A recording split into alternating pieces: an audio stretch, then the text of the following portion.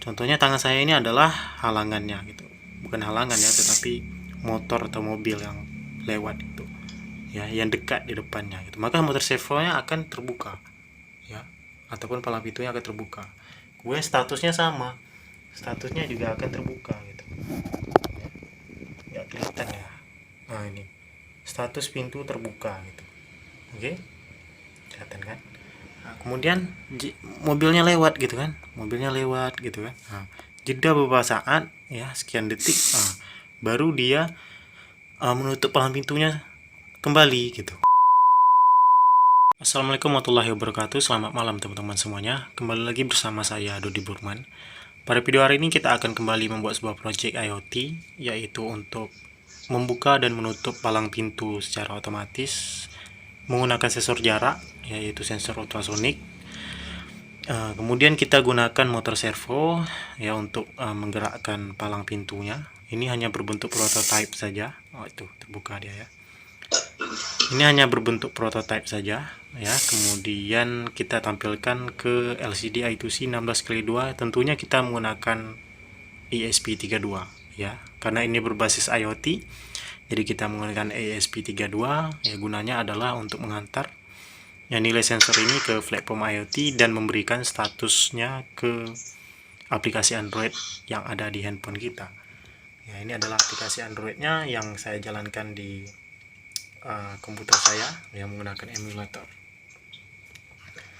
Oke, jadi cara kerjanya adalah ya, di sini saya menambahkan nilai range ya untuk memberi batasan ya. Jadi jika nilai dari sensor ultrasonik ini, contohnya ya, saya memberikan nilai 10 cm gitu ya. Ini hanya contoh ya. Bisa teman-teman bikin 1 meter gitu ya. 1 meter berarti 100 cm ya. Contohnya 100 cm gitu ya. Kalau ini saya bikin 10 ya. Contoh gitu, 100 cm gitu ya. Jika ada mobil yang mendekati palang pintu tersebut ataupun kendaraan ya, motor ya, maka ya jika nilainya 100 ya, 1 meter gitu ya, maka dia akan terbuka secara otomatis ya palang pintu tadi. Nah, kemudian akan ditampilkan statusnya ke aplikasi Androidnya ya. Oke, kita akan demo terlebih dahulu ya. Kita contoh taruh ya tangan saya di sensor ini. Contohnya tangan saya ini adalah halangannya gitu, bukan halangan ya, tetapi motor atau mobil yang lewat itu ya, yang dekat di depannya gitu. Maka motor servonya akan terbuka ya, ataupun palang pintunya akan terbuka. Gue statusnya sama, statusnya juga akan terbuka gitu ya. Nggak kelihatan ya. Nah ini status pintu terbuka gitu. Oke, kelihatan kan? Nah, kemudian mobilnya lewat gitu kan, mobilnya lewat gitu kan. Nah, jeda beberapa saat ya, sekian detik, nah, baru dia menutup palang pintunya kembali gitu. Nah, jadi seperti itu. Oke, jadi jangan skip video ini ya. Setelah video demo ini nanti saya akan tunjukkan bagaimanakah cara wiringnya ataupun perancangan alatnya ya, satu persatu ya, mulai dari perancangan alatnya, kemudian uploading codingnya ya, kemudian baru kita gunakan aplikasi Android Studio untuk membuat aplikasi Androidnya. Ini adalah aplikasi Android Studio ya. Jadi ada berbagai ya aplikasi Android yang sudah kita coba ya, berbagai platform yang kita coba untuk membuat aplikasi Androidnya. Kalau kemarin tuh menggunakan MIT Apps Inventor, kemudian kita menggunakan Colular, dan terakhir kita gunakan yang lebih profesional lagi ya, yaitu Android Studio ya, yang menggunakan bahasa pemrograman Kotlin. Oke, bukan drag and drop ataupun script lagi ya, tapi kita sudah menggunakan Android Studio ya. Oke, kita coba demo sekali lagi ya. Tangan kita taruh di sini. Nah, maka palang pintunya terbuka ya. Kemudian palang pintunya tertutup. Ya, nanti bisa disesuaikan dan dimodifikasi. Ya. Nah, ini statusnya ya, tertutup. Ya, ada mobil yang lewat ya. Ada motor, maka palang pintunya terbuka. Statusnya berubah ya, palang pintunya terbuka. Kemudian di sini status di aplikasi Androidnya yang juga tentunya akan terbuka juga ya. Lihat itu statusnya terbaru ya. Oke ya, statusnya juga terbuka. Oke, baiklah, kita akan lanjut ke video screen recorder ya untuk tutorial dari alat ini. Oke, kita lanjut ke screen recorder ya. Jadi yang pertama kita tentu akan membuat wiring yang terlebih dahulu ataupun skematiknya ya. Kita buka dulu aplikasi, kemudian saya akan tunjukkan rangkaiannya. Yang pertama di sini ada motor penggerak servo yang fungsinya adalah untuk membuka palang pintu ya. Ini palang pintu gitu ya. Oke, ini kita kasih name yaitu servo.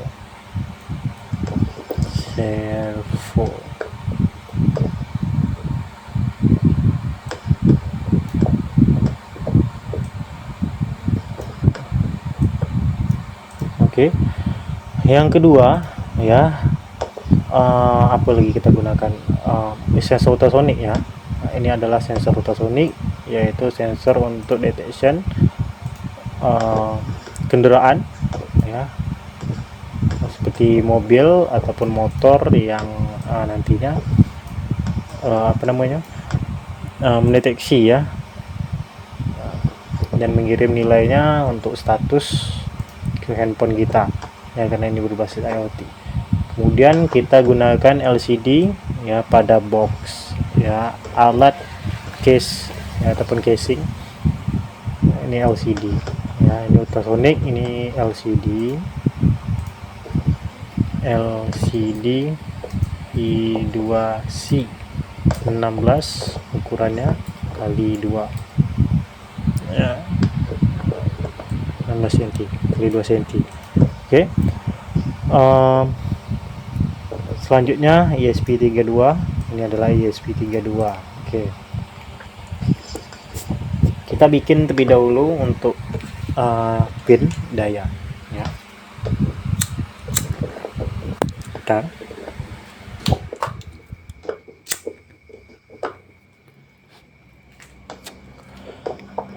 Kita kasih name juga ya, biar teman-teman tahu.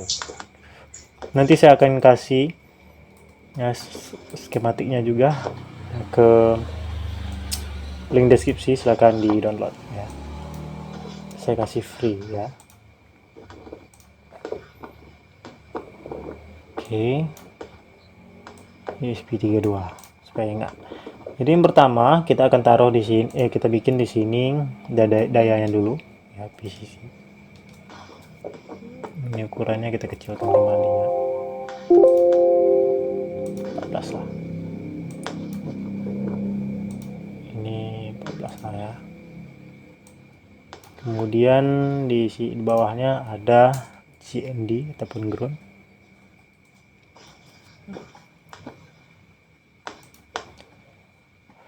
Oke. Di sini ada Tring Echo ya, ini adalah untuk ultrasonic ya. Ada PCC dulu, PCC, Tring, Echo, dan ini ada CND. Oke. Di sini ada GND, di bawahnya ada PCC ya, ini untuk LCD ya. Di bawahnya ada SDE, di bawahnya ada SDL. Oke. Ini nggak apa-apa saya besar ya, supaya tahu, supaya nampak. Oke.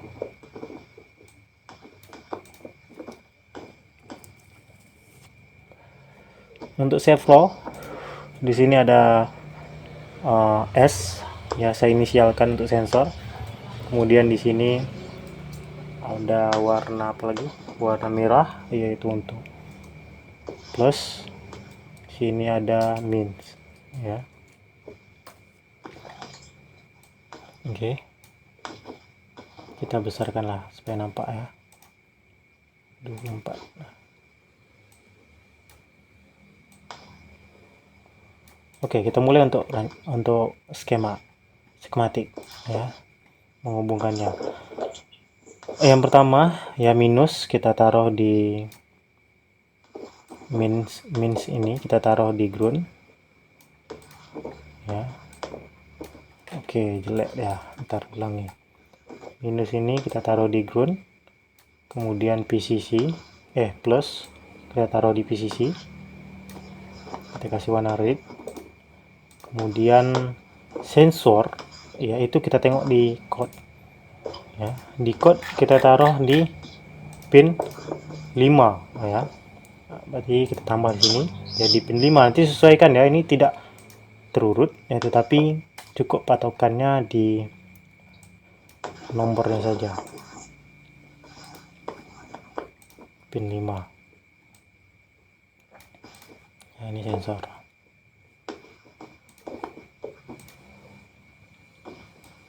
Di pin 5. Kemudian ground ini kita taruh di ground juga.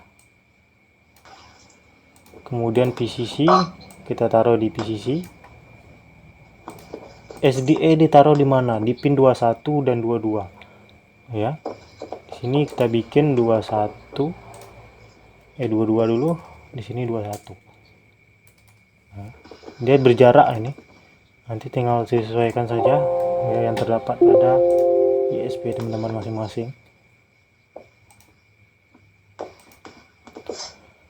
SDE berarti di pin 21, kita kasih warna kuning, warna biru lah biar nampak.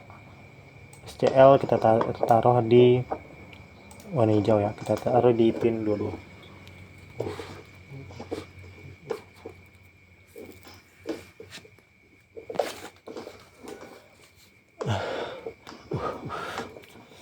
Kemudian kita tengok lagi di code ya, di coding. Di pin 19 itu ada echo, kemudian di string di pin 18 itu ada string, di pin 19 ada echo.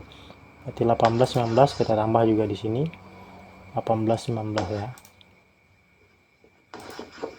19 bawahnya 18.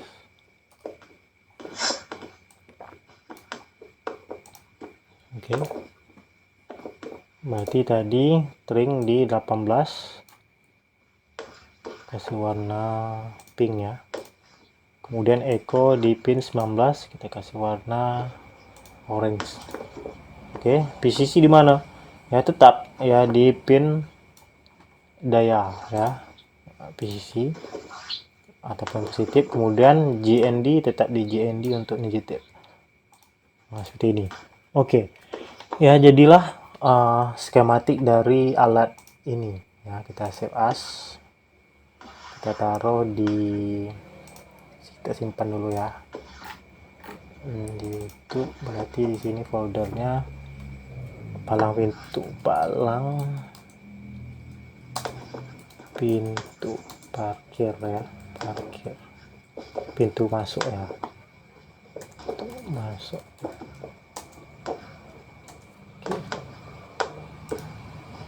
Skematik. Oke. Kemudian ya, untuk coding ya, sebenarnya ini referensi dari coding yang sebelumnya, yaitu sistem alarm ya, untuk deteksi banjir, karena kita cukup merombak nilai ringsnya saja ya, tetapi nggak apa-apa, saya akan ulangi sekali lagi ya, bagaimanakah cara menempelkan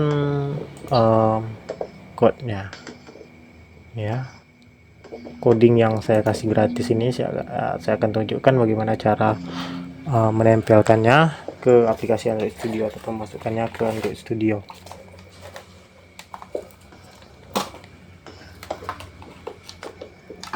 Oke. Jadi yang pertama saya akan taruh dulu di sebuah folder coding Android ya, coding Android. Oke.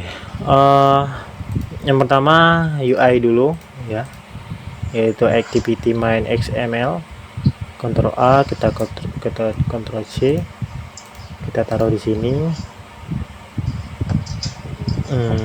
Saya kasih nama UI ya, UI use interface artinya. Kita paste di sini, kita save. Ntar ya, saya colok charger laptop supaya terang saya ya.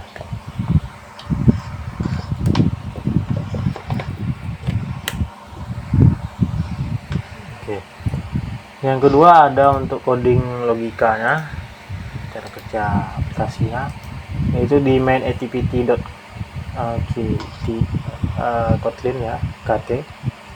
Itu taruh di sini, code activity main ya, KT aja lah, Kotlin. Saya singkat kan. Ctrl V, saya save. Kemudian ada untuk permission ya, permission di sini, copy. Ini adalah untuk izin supaya untuk mengakses ya, izin akses aplikasi ya, permission.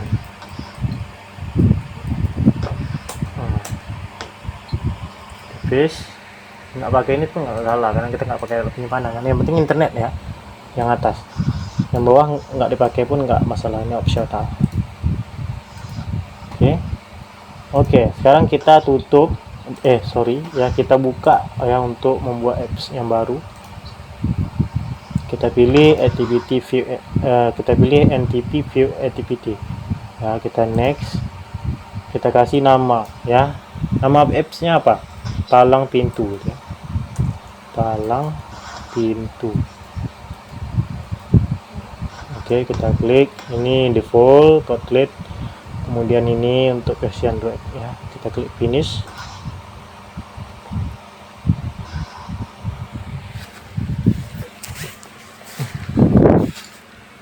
Kita tunggu loadingnya, berarti apps yang lama ya kita tutup. Kemudian kita masuk ke activity main ya untuk UI.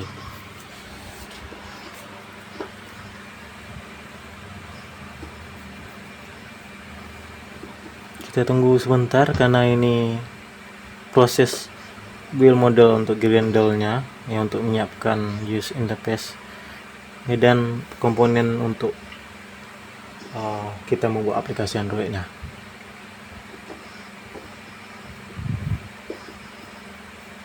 Ini merekam kan? Oke.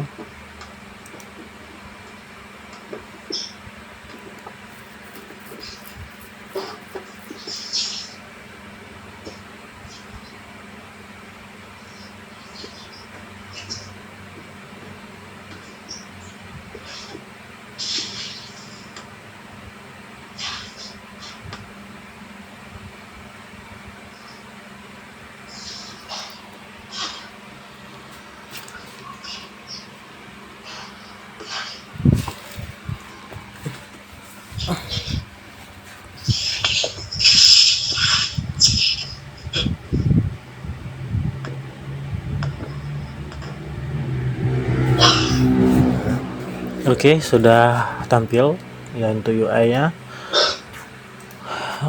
Sekarang kita langsung ya, kita buka di mana kita simpan. Ini UI kan, UI yang kita copy. Jadi kita Ctrl A langsung, kita Ctrl C, kita klik split di sini ya. Langsung kita Ctrl A, langsung kita Ctrl V ya, kita paste langsung. Nah, ini kan langsung muncul nih ya, karena apa? Karena UI-nya kita bikin pakai code gitu.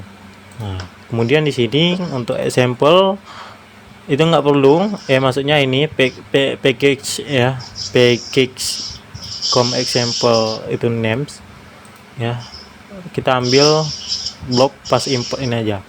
Oke, kita blok di sini, kita ambil untuk Kotlin tadi, Ctrl A, Ctrl C ya, klik kan, copy kan, kita paste aja di sini langsung gitu. Nah, kita langsung paste aja di sini. Kemudian baru kita masuk untuk permission ya, permissionnya oh ya, ini hapus ya, hapus ya. Jadi kita ambil pas di sini saja, nanti bingung kan. Nah, di sini blok sampai ke bawah gitu ya. Klik kanan, copy, baru kita paste di sini. Oke. Misalnya baru kita pergi ke permission ya, gunanya adalah supaya aplikasi ini bisa terhubung ke internet ya. Kita pilih permission ya, kita copy yang paling atas saja. Oke, kita ini yang terinstall itu ya. Kita klik paling bawah ini, kita paste di sini. Oke, selesai ya. Setelah ini apa lagi? Nggak ada ya. Sorry, ada satu lagi ya, itu main activity Kotlin-nya, yang dimana ya itu kita akan pakai perantara nih, Freecom IoT. Nah, contohnya di sini kita pakai ini ya, ThingSpeak ya. Jadi ThingSpeak ini ada namanya channel ID ya. Channel ID ini kita copy ke apa namanya ini ya, ThingSpeak channel ID di Kotlin-nya, di main activity Kotlin-nya. Kita klik, kita paste di sini. Nah, kemudian apa lagi? Di sini ada API key untuk menampilkan nilainya ya. Application Variable Interface ya. Copy, sorry ya, kita taruh di sini. Kita blok, nah, kita kemudian kita paste di sini. Oke. Nah, cara membuat untuk ini macam mana? ThingSpeak mudah saja ya. Daftar, logout ya, daftar ya. Nanti kalau daftar akun dia akan ke sini nih. Nah, ke sini ya. Nah, kemudian setelah didaftar akun ini, kita klik ini ya, new channel. Nah, ini karena udah banyak ya, nanti kita hapus satu nih. Kita hapus satu, setting, kita delete, saya akan kasih tutorial lengkap. Oke, klik new, pilih di sini berarti apa tadi? Palang pintu ya. Palang pintu. Oke. Karena kita menggunakan satu tampilan saja, ini saja yang di checklist ya. Nah, ini nggak usah dirubah, yang lain nggak usah dirubah, langsung aja save. Nah, maka teman-teman akan dapat tampilan ini, dan channel ThingSpeak kalian udah selesai dibuat. Ini API key yang saya bilang tadi, diambil copy, dan ini adalah channel ID-nya. Oke. Ya. Oke. Nah, berarti udah selesai ya. Ini semuanya udah selesai, seperti ini saja. Nanti untuk shortcode ataupun codingnya akan saya lampirkan di link deskripsi beserta dengan coding ini juga ya, Arduino IDE nya ya. Klik titik 3 ini, pilih build ya, kemudian pilih build APK nya ya, APK, proses Grendel build running. Oke. Baiklah ya, ini saja untuk video kita hari ini ya. Kita akan lanjut ke video berikutnya ya. Sampai jumpa lagi di video berikutnya. Sekian, terima kasih dan sampai jumpa.